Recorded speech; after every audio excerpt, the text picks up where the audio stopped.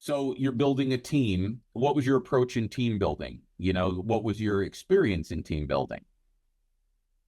Yeah, team building, I kind of handled like I did a lot of things. One thing is to keep like operations alike. That's what factories do. That's how they become so efficient.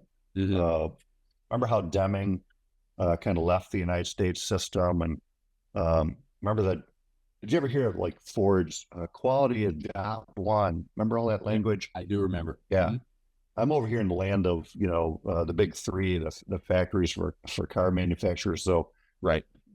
this guy Deming, he started to come up with efficiencies to help companies grow and help them put out a better product.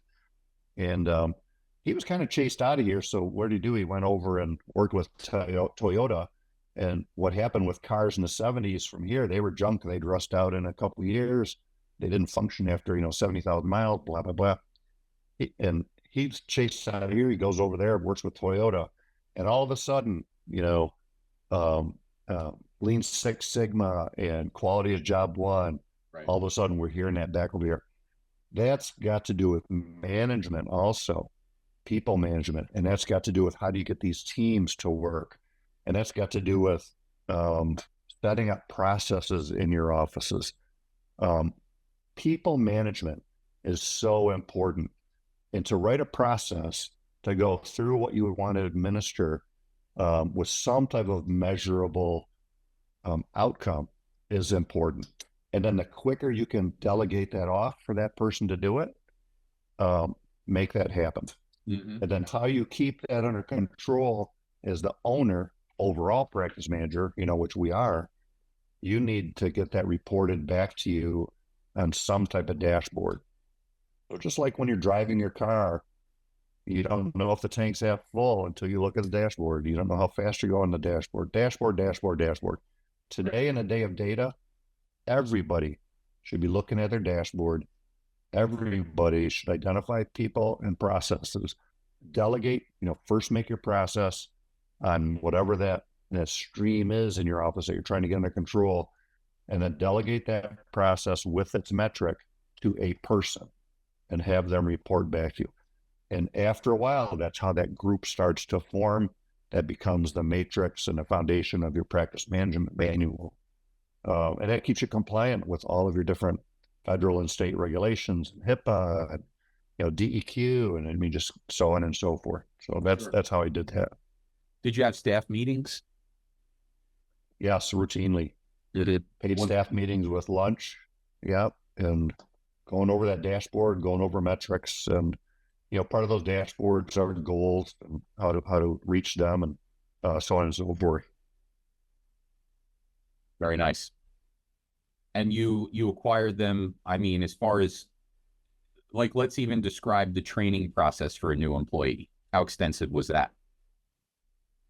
Yeah, I remember, some of the foundational things I learned was find out what somebody's doing right and then follow them in their footsteps. That's exactly what I did with staff coming in.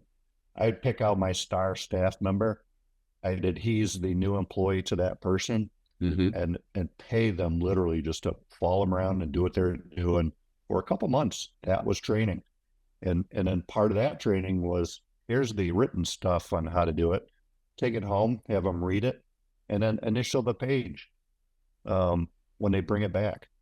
And when an ACO comes to your office and wants you to become part of their ACO nowadays, the Accountable Care Organization, that's exactly what they do. They bring in a manual and you start learning these domains, and then you attest that you learned the domain by signing it. And that's part of a book. And then you go on to the next one. So training is always a moving target. You never really get there. Gotcha.